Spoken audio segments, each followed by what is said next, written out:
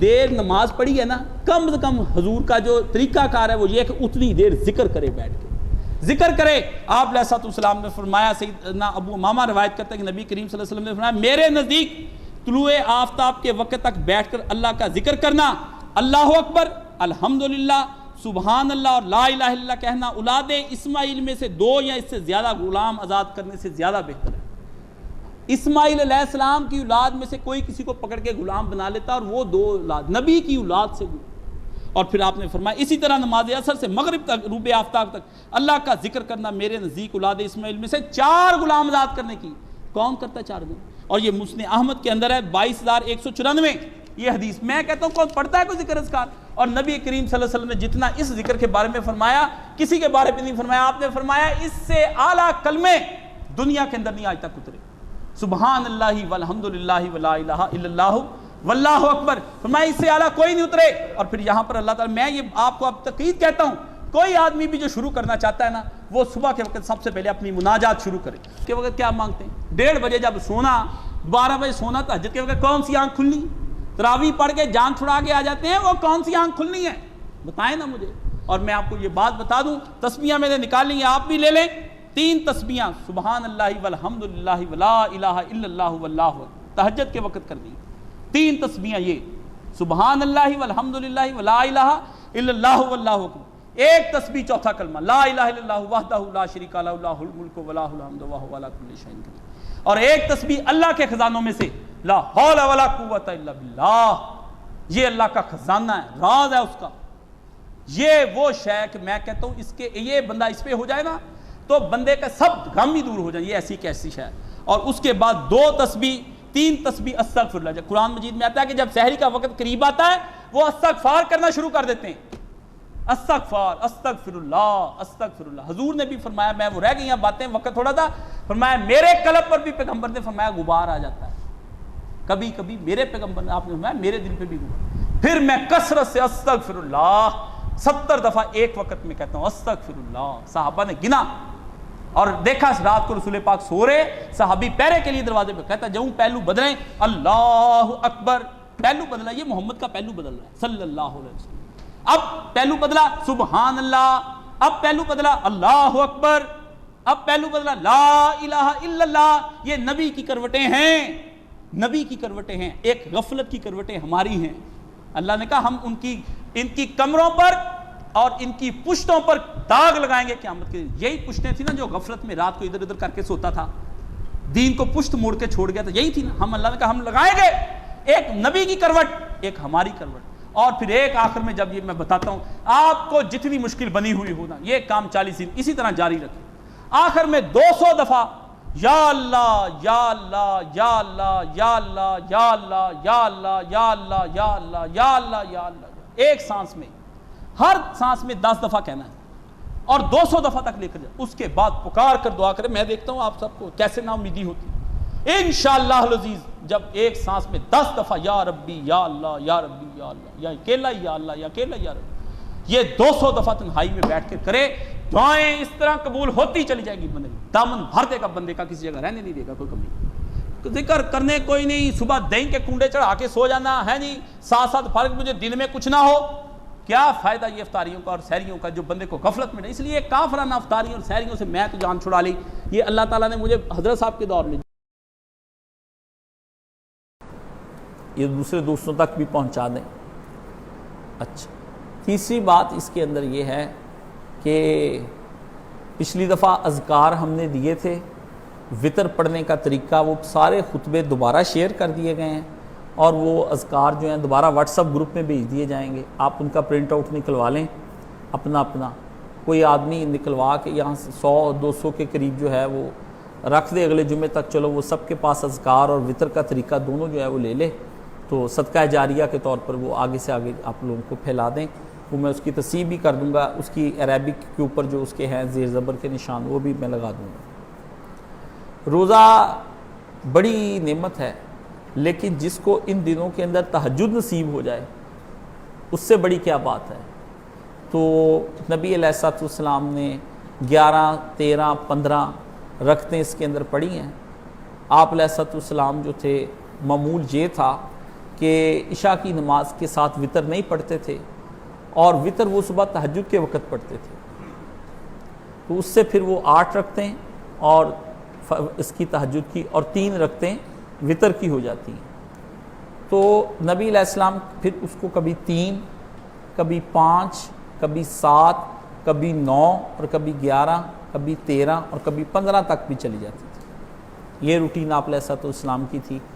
اس میں وہ دعائیں آپ نکال لیں، تسبیحاں نکال لیں جو گرد آلود پڑی ہیں آپ کی، قرآن مجید جو آپ نے غلافوں میں سنبھال کے رکھے ہوئے ہیں وہ نکال لیں، قرآن مجید ہاتھ میں پکڑ کے، جیسے میں نے پچھلی دفعہ بھی بیان کیا تھا کہ آپ بھی پڑھ سکتے ہیں، لوگ بھی سوال کرنے سے باز نہیں آتے، آپ بھی ان مولویوں سے پوچھیں جا کے۔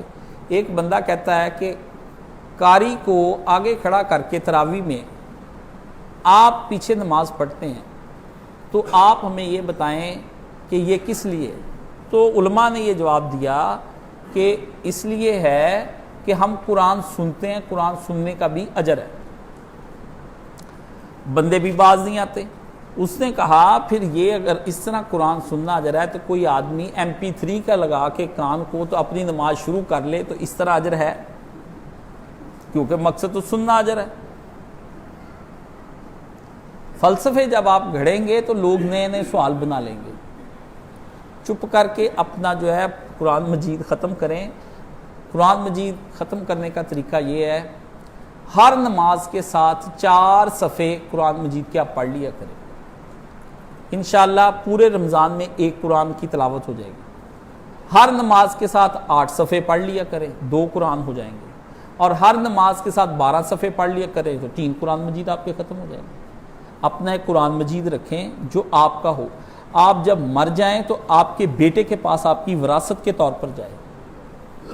علامہ اقبال جب فوت ہونے سے پہلے انہوں نے جاوید کو بلایا، جاوید تو بعد میں خراب ہو گیا نا، تو انہوں نے بلا کر کہا کہ بیٹا یہ وہ تیرے باپ کی وراثت ہے۔ دیکھا تو قرآن مجید سارا گلا ہوا تھا، آنسوؤں سے رو رو کے روزانہ ان کا ملازم جو تھا قرآن مجید کو دھوپ میں سکاتا تھا۔ اور اللہ کے ایک ولی ہیں حضرت یونس بن عبید، وہ جب فوت ہونے لگے تو چھوٹا سا گھر تھا ان کا، اسی کمرے کوٹھڑی تھی ان کی جہاں پہ، انہوں نے بیٹے کو بلایا، بیٹے کو بلا کر کہا بیٹا میں دنیا سے جا رہا ہوں، اس گھر کے اندر جو میں تجھے وراثت دے کر جا رہا ہوں نا، چھوٹا سا گھر ہے، اس کے اندر کوئی گناہ نہ کری، کیونکہ تیرے باپ نے اس گھر میں بیٹھ کر 1800 مرتبہ قرآن مجید ختم کیا، اسی گھر میں قرآن، اسی گھر میں ٹی وی، اسی گھر میں زنا، اسی میں شراب، اسی میں عورتوں کا ناچ، اسی میں قرآن کی تلاوت۔ یہ کیا ہے؟ ہندوؤں نے بھی اپنے وہ جو بنایا ہوا ہے وہ الگ ہی، انہوں نے اپنا گھر کے اندر چھوٹے چھوٹے مندر، آپ کے اتنے بڑے گھر ہیں آپ اس میں مسجد کیوں نہیں بناتے؟ میرے تقریباً سارے ماننے والوں نے اپنے ٹی وی لاؤنج کو چینج کر کے مسجد بنا لی۔ یہ مسجد بناؤ کی تحریک ہے۔ رسول اللہ صلی اللہ علیہ وآلہ وسلم کے ہر صحابی کے گھر کے اندر ایک کونا، ایک کمرہ، ایک ایریا، جس طرح آپ ٹی وی لاؤنج کا باقاعدہ نقشہ بنوا کے رکھتے ہیں، ایسے انہوں نے وہ اپنے اپنے ایریے سارے مسجدیں، اس لیے مدینہ شریف میں جگہ جگہ آپ کو مسجدیں نظر آئیں گی۔ وہ آپ کو گھر میں دعوت کرتے، پھر سرکار کو کہتے کہ آپ 2 نفل پڑھ دیں، ہم آپ کے پیچھے پڑھتے ہیں۔ حضور پاک صلی اللہ علیہ وسلم جاتے، آپ ان کے پیچھے پھر 2 نفل پڑھتے۔ حضرت انس کہتے پھر میں نے بھی بلایا، حضور کے خادم حضرت انس کہتے ہیں میں نے بلایا، میری دادی نے اور میں نے مل کے، میں حضور کو بلا کے لایا، دادی امی نے اور میری امی نے حضور پاک کا کھانا بنایا، آپ کو ہم نے پہلے کھانا کھلایا، کھانا کھلانے کے بعد کہا یا رسول اللہ صلی اللہ علیہ وآلہ وسلم یہاں 2 رکعت نفل پڑھ دیں، ہم یہاں پہ نماز مسجد بنانا چاہتے ہیں اپنے۔ آپ کے ہاں ٹی وی روم، drawing room, living room, bed room, kitchen تے، باتھ روم تے، اب تو سینما ہاؤس بھی بنتے ہیں گھروں کے اندر، واٹر پول، نہانا ہے اسی گانا ہے اسی وجانا ہے۔ کوئی میت خانہ بھی بنایا کہ نہیں کہ جہاں سے آپ کو آپ کے بیٹے نے نہلا کے آپ کا جنازہ شریف رخصت کرنا ہے کسی آدمی کے۔ میں نے یہاں 4 کنال کی کوٹھی، میرے ایک بڑے عزیز تھے، 80 مرلے کی ڈی گراؤنڈ میں کوٹھی جن کی ہو، ہم نے ان میاں صاحب کو غسل دینا تھا تو 4x4 کی جگہ بھی ہمیں میسر نہیں آئی. بیٹوں نے کوٹھیوں کے اندر اس طرح کٹنگ شٹنگ یہ وہ لون شون بنایا ہوا, ہمیں کوئی چھت میسر نہیں آئی کہ جس کے نیچے اس میاں صاحب کو ہم نہلا سکتے میت کو. مولانا صاحب میرے ساتھ تھے, اللہ انہیں جنت نصیب کرے. میں نے کہا مولانا صاحب یہ دنیا کی دولت ہے, انہوں نے ہمیں میے کو نہلانے کے لیے لگا دیا ہے, ہم نہلا رہے ہیں, لیکن نہ مجھ سے بیٹھا جائے نہ مولانا صاحب سے بیٹھا جائے. پھٹا ہی بڑی مشکل آیا ہے, کمر میں درد ہونے لگ گئی ہمارے. ہم یہ ہے کہ آپ جب گھر بناتے ہیں اس جگہ پہ کوئی ٹوٹی کوئی شاور کوئی آپ لگواتے ہیں کہ میرے بیٹے میرے مرنے کے بعد میرے اس جگہ پھٹا رکھ کے یہاں وہ ٹوٹی, ہر جگہ آپ لگواتے ہیں نا, ٹیپس لگواتے ہیں کہ یہاں ضرورت ہے ٹیپ کی. میت والی ٹیپ کی بھی ضرورت ہے, گیس کا وہ رکھا ہے جہاں بیری کے پتے ابال کر کے آپ کو وہ جگہ جہاں سے پانی ڈرین کرنا ہے, پھٹا جس کے اوپر اس طرح سے ہو کہ وہ آپ کے ننگا جسم کسی کو نظر نہ آئے. مولوی جگہ ڈھونڈتا پھرتا ہوتا ہے اس وقت. گھر کے اندر پاک کپڑا نہیں ملتا ہمیں, مائیاں کہتی ہیں کہ وہ اس کے اندر سے نکال دو پیٹی کے اندر سے نیا کھیس, بعد میں وہ کھیس بھی مولوی کو دے دیتے ہیں کہ تے ابا جی پہ کے گئے ہیں, موت والا کھیس ہے تسی لے جاؤ نال ہی, میں نہیں اپنے تے لینا. چارپائی اس پہ نہیں, میں نے بیٹے کو خود دیکھا, کہتا بیٹے کی چارپائی پہ ہم نے لٹایا, بعد میں ہم نے کہا کہتا دے دو مجھے ڈر آتا ہے. ایک بیٹے کو میں خود بلا کے لایا کہ اپنے ابو کے اوپر پانی ڈال دو, ہم نے تو نہلا دیا ہے سارا. کہتا مجھے خوف آتا ہے, میں نے اس ابے کے پاس نہیں کھڑنا. آپ کیا بات کریں, یہ آپ اپنی موت کا انتظام دیکھا کریں, کسی نے آپ کے نہیں بننا. قرآن مجید میں صاف آیا کہ بیویاں بچے سب چھوڑ کر تمہیں چلے جائیں. ایسا رمضان گزاریں کہ آپ کا جسم نور کا بن جائے. تہجد کا اہتمام فرمائیں, ایک کھجور پانی اور سادہ پانی سے روزہ رکھیں, کھولیں, ایک روٹی کھائیں بس سادہ, کوئی ایسی غذا نہ کھائیں جو پیاس لگائے. نہاریاں پائے گوشت قیمے یہ کچھ نہیں کریں گی, یہ طاقت نہیں دیتی. طاقت اللہ کا نام دیتا ہے.